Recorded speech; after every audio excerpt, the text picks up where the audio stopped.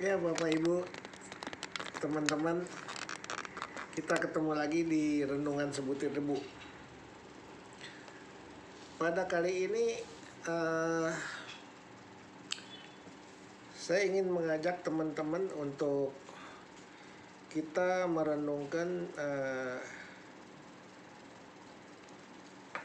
firman Tuhan, yaitu mengenai cara setan menipu orang Kristen, atau cara setan menipu orang, menipu. Bapak Ibu, seringkali kita dalam kehidupan rohani, kita tidak sadar bahwa kita sedang ditipu oleh setan. Karena setan itu adalah raja pendusta, raja penipu, yang suka menipu orang supaya tidak percaya kepada Tuhan. Nah, ada beberapa cara setan untuk membuat orang Kristen jatuh dalam dosa. Yaitu satu, pertama, setan akan memutarbalikkan firman Tuhan, menyalahgunakan larangan-larangan yang ada dalam ajaran Alkitab. Misalnya mengatakan kepada kita, nggak apa-apa, kan Yesus mengampuni semua dosa. Kan Tuhan Yesus Maha Pengampun dan Penyayang, Maha Pengasih. Jadi nggak apa-apa berbuat dosa, nanti kita minta ampun lagi, ya. Tapi dosa tetap dosa, kan? Itu satu. Kedua, cara setan membuat dosa jadi keren, normal, manusiawi. Contohnya, seks bebas. Sekarang seks bebas sudah dianggap sesuatu yang lumrah, yang normal, keren. Ya, di Jepang anak-anak muda sudah banyak yang tidak gadis lagi karena mereka anggap ini keren melakukan seks bebas. Padahal ajaran Tuhan tidak boleh kita melakukan seks bebas, ya, karena Tuhan gak suka, dan itu adalah dosa yang besar. Karena perkawinan itu melambangkan kesucian, ya, sakral sifatnya. Tapi setan bilang, itu normal, keren, itu manusiawi, ya. Jadi hati-hati ya Bapak Ibu, teman-teman semua. Kita dalam mendidik anak-anak kita atau anak-anak muda semua juga hati-hati terjebak dalam tipu setan dengan lihat dosa adalah enak, dosa adalah manis. Tapi ujungnya neraka loh, ya. Nah, cara ketiga, setan akan menanamkan keraguan dalam percaya kepada Tuhan, supaya kita jangan beriman kepada Tuhan, jangan taat kepada firman Tuhan, ya. Kalau Tuhan baik, kenapa hidupmu susah? Kata setan. Jadi dengan kata-kata itu, kalau Tuhan baik, kenapa hidupmu susah? Itu merusak iman lewat logika dan luka batin atau kepahitan. Hati-hati Bapak Ibu, teman-teman semua, ya. Kepahitan, luka batin ada hubungannya dengan logika. Sama seperti waktu Hawa mau dirayu sama iblis. Iblis bilang begini, bukankah Tuhan mengatakan kalau kamu makan buah pengetahuan baik dan jahat ini, kamu mati? Iya, kata Hawa, kalau saya makan saya mati.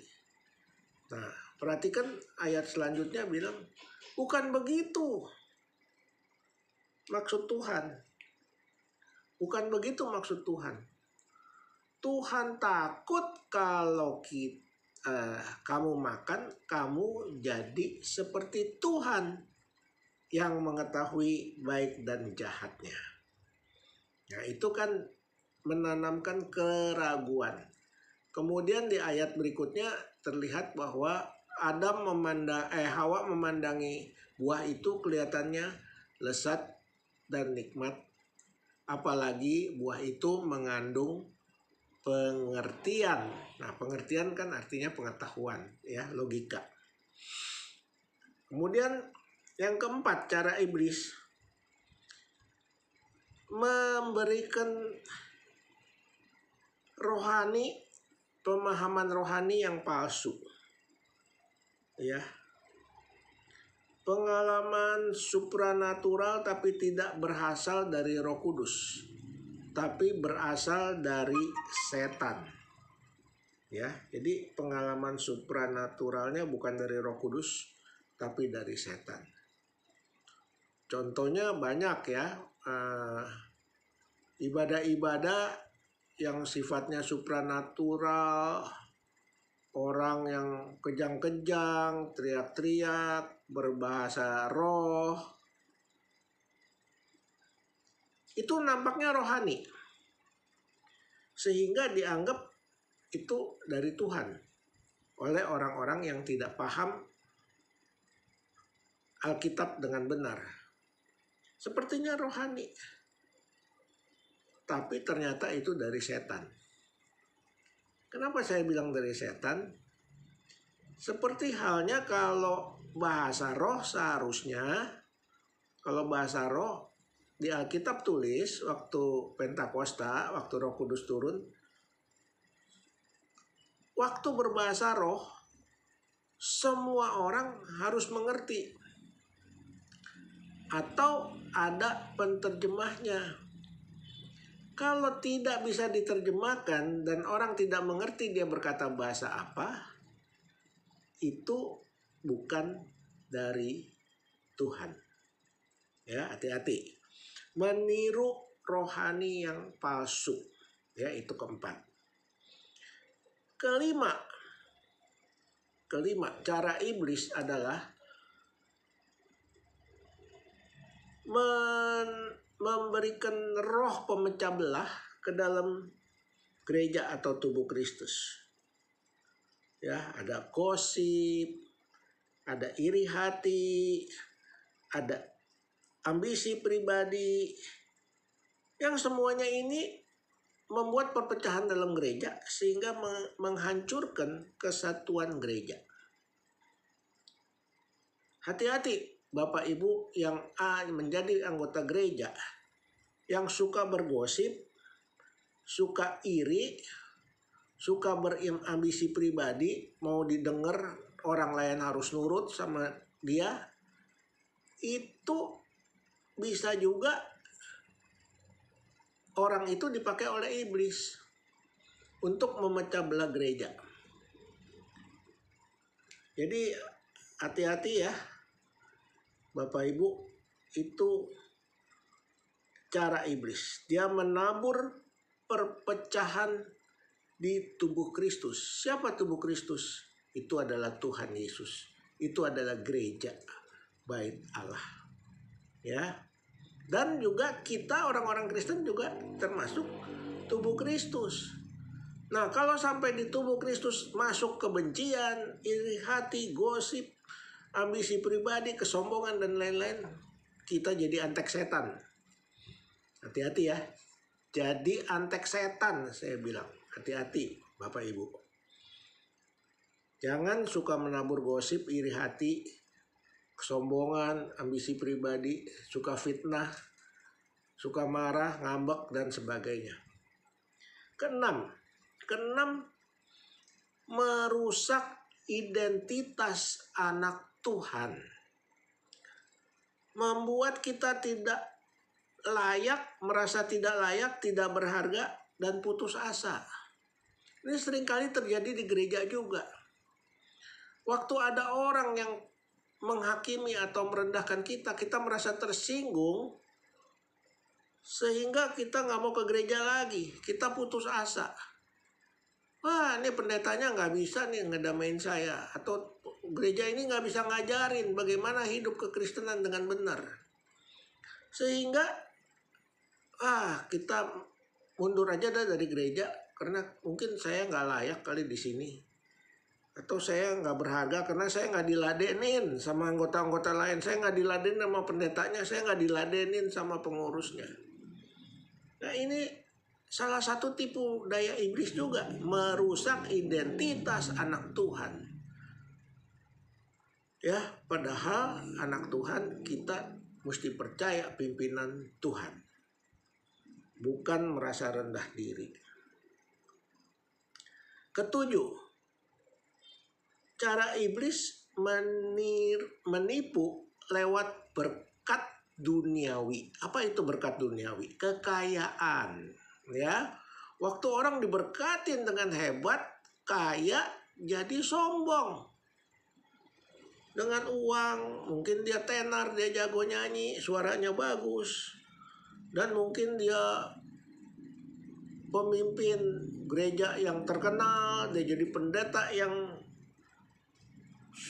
bisa menyembuhkan, bisa mengusir setan, sehingga dia dipuja, disembah oleh jemaatnya. Ditawarkan oleh iblis agar dia menjadi pengganti Tuhan. Ya. Ditawarkan oleh iblis menjadi pengganti Tuhan. Seperti halnya waktu iblis menawarkan Hawa untuk makan buah pengetahuan baik dan jahat. Dia juga bilang, Tuhan takut kalau kamu makan ini, kamu akan jadi seperti Tuhan. Nah ini kan dia mengajarkan Hawa untuk menjadi pengganti Tuhan. Ini tipu melalui berkat duniawi dan logika, ya, bahaya. Habis ke-8, membuat orang Kristen suam-suam kuku. Apa itu suam-suam kuku? Suam-suam kuku rajin enggak, males juga enggak, ke gereja boleh asal seminggu sekali, atau sebulan sekali, atau sebulan nggak datang, nanti bulan depan baru datang. Ya, terus kalau datang telat-telat, tidak mau baca Alkitab, tidak mau merenungkan firman, tidak mau bersekutu bersama-sama, tidak mau berdoa bersama-sama. Itu namanya suam-suam kuku. Tidak dingin, tidak panas. Ya. Tidak ada hati yang menyembah Tuhan. Tidak ada hati yang mentuhankan Tuhan sebagai Tuhan yang adalah pencipta kita manusia. Ini suam-suam kuku, Bapak Ibu. Ya, kita lihat dalam Yohanes pasal 8 ayat 44. Ya. Iblis adalah bapa segala dusta. Yohanes pasal 8 ayat 44 mengatakan iblis adalah bapa segala dusta. Ada ayat lagi, 1 Petrus 5 ayat 8. Iblis berjalan keliling mencari orang yang dapat ditelan, diterkam. Ya. Lantas bagaimana caranya kita supaya bisa jangan sampai diterkam oleh iblis? Jangan sampai kita bisa tertipu oleh iblis. Caranya adalah dalam Efesus 6 ayat 11. Efesus 6 ayat 11. Kenakan seluruh perlengkapan senjata Allah. Ya, nanti lain kali kita bahas tentang seluruh perlengkapan senjata Allah. Tapi sekarang ini saya tidak membahas ke situ, hanya membacakan dari Efesus 6 ayat 11 yang mengatakan kenakan seluruh perlengkapan senjata Allah. Ya. Sampai di sini dulu Bapak Ibu teman-teman semua. Semoga ini bermanfaat untuk teman-teman semua dan boleh menjadi berkat. Sampai jumpa lagi di lain episode Renungan Sebutir Debu.